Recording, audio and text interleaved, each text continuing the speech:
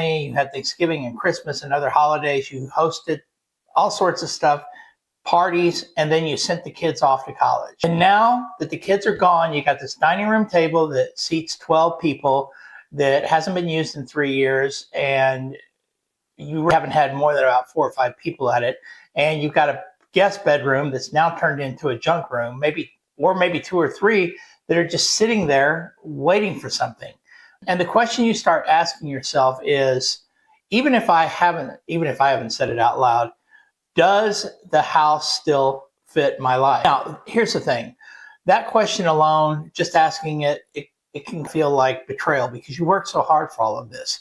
And it's like you're turning your back on everything that you built. And I want to speak directly to that feeling because I hear it almost every week.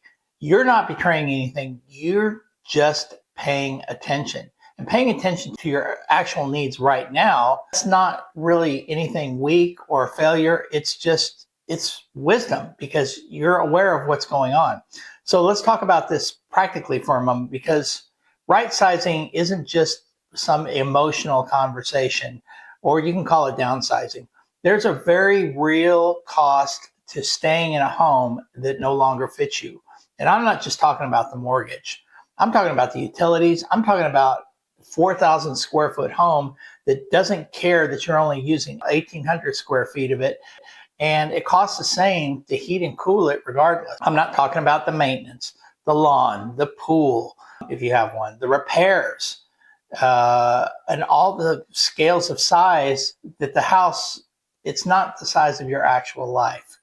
And your time, how much of your weekend is going toward maintaining a property that honestly does not fit your lifestyle and bring you the joy that it used to. Working in a flower bed and stuff used to be fun. Now it's just a beating.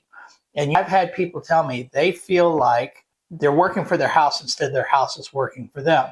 And when that shift really happens, it's decision time and your time. And then there's what I would call kind of this emotional overhead. The feeling of walking past empty rooms, the nagging low-grade guilt that you're not using them, you have no use for them at all. It's subtle, but over time, it starts to wear on you, whether you think so or not. And this is what staying put actually is costing you. And it's not just dollars. It's energy, it's time, it's the quiet weight of a home that has become more of a responsibility than this refuge and this oasis that you created. Right sizing or downsizing at its core is about reclaiming your time and your money, your energy, and putting those resources into a life you're actually living.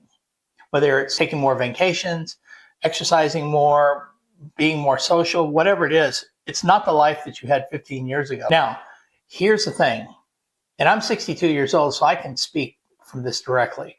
There's a word that gets thrown around, and it carries a lot of baggage. And that word is downsizing. People hear downsizing, and they automatically hear less, smaller, settling for something. And that word is, I don't really use that with my clients because I don't really think that captures what's happening. What I call it, and what I think is more accurate, is right sizing, because finding the home that fits your life, not the one you had 20 years ago and not the life that somebody else thinks you should have. Right sizing means that every single room you have has a purpose.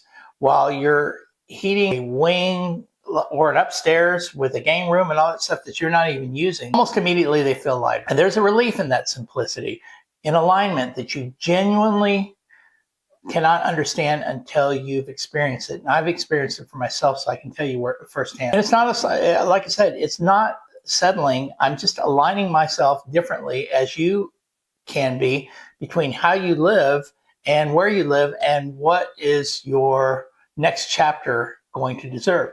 So cul-de-sacs, chain restaurants, quiet streets with nothing to do, trading culture for convenience. I'd push back on that hard. Because I see week after week is people that move to communities like Flower Mound, where I live, and we're in Texas. They're generally surprised. The trails, the green space, the quality of restaurants, the neighborhoods that actually have a sense of identity and community. There's a lot of trees here, which I just find amazing. Hey, quick pause. If you are thinking about relocating to Flower Mound, I've put together a relocation guide for you that's going to make things a whole lot easier. Inside, you're going to find top neighborhoods and to a certain extent Fort Worth, but more so in Dallas, where it's just busy. You've got neighbors around you that you actually know. You've got space. I'm talking real space, and not just inside your home. I'm talking all around it. And the home itself, well, you know, that's what trips people up. You can often find something that is more manageable in size, but higher in quality, better finishes, a layout that's designed for how a couple lives, not for impressing people and a dinner party you haven't thrown in 6 years. All that's out the window at this point, right? It doesn't matter anymore. Moving to the suburbs after 50 is not a retreat. I thought it was. For most of my clients, it was the first time they had felt like their life actually matches the point that they're in right now. Here's a phrase I have to come back to. You can always add more square footage, but you can't add back your time. And a right-sized home in the right community, that's not a compromise. That's a win. And I can tell you this firsthand from living in Dallas and then moving out to Flower Mound, because I was super hesitant about doing it. And I had lived in some suburbs that were not particularly all that great, and the infrastructure wasn't that great, but I'm telling you, this was the move of a lifetime for me. There's something that I'm not hearing from other people, but it's the emotional aftermath after you've moved, because there's going to be an adjustment period. And I want to be honest with that. The first couple of months, you're going to have to leave what you had before and not bring it with you, because new lifestyle. Be open, be ready for change, especially if you've lived in your old home for a long time and there can be some grief in it. And you can either adapt quickly or you can bring that grief with you. And I always tell people, you need to give yourself permission to leave what you miss and leave it from behind. And that's not a weakness. But that's not a sign that you made a mistake either. You're just human, and that's part of the process. I've only had one person that I know of that moved to a completely different city within Texas and hated it from the get-go and moved back within, I think it was a year. And there was no way that this person was going to accept what was going on up here. I don't know all the facts about it. But then this is a part that I want you to hold on to. Something shifts in your life. You're not managing a property anymore. You're living in one. Yes, I still have somebody that mows the yard. Yes, I still have somebody that looks at the pool, but it is very light. I don't have a big space that I have to deal with. The mornings feel different. There's less of a list that I have to complete during the course of the day. The financial pressure eases in ways that you cannot even predict or imagine. And then there's this quiet, almost unexpected joy in just having a space that fits you.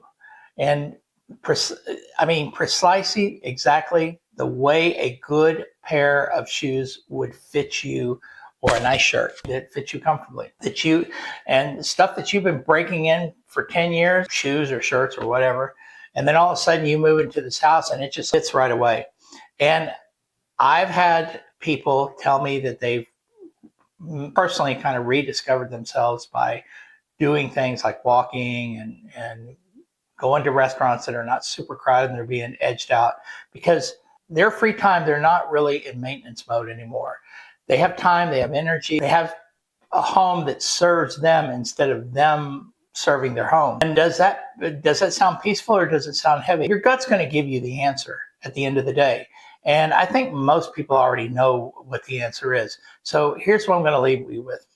If you've been sitting with this, and I mean genuinely sitting with it, and it's not just a passing thought that's going through your head one time, but I want to say something directly to you. People don't usually regret making the move, but, and I can tell you this from personal experience, they regret waiting too long. The hesitation, it makes sense, because you know what? Relocating, whether you're relocating across the city, the county, the state, the country, that's one of the biggest changes you're going to make, bar none. And that identity piece, that part where you're letting go of the big home, that has defined a huge chapter in your life.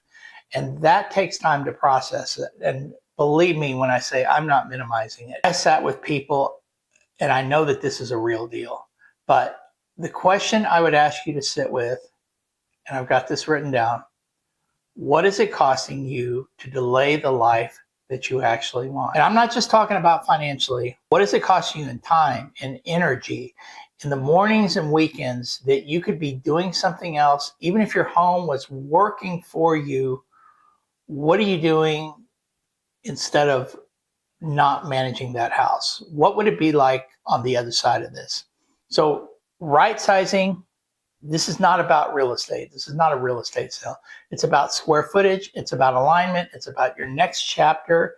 And what is how can I say this? A space that fits you now is not what it used to be. So making a proactive move is very different than all of a sudden your health declines or situations change where you have to make a reactive move, because I've made a reactive move and it stinks and it's a lot of pressure.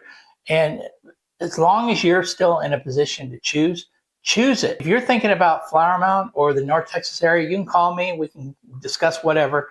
And numbers in the description. I'm easy to get a hold of. No pressure, no pitch, just a conversation. But if you haven't grabbed the relocation guide, it's free. Do that.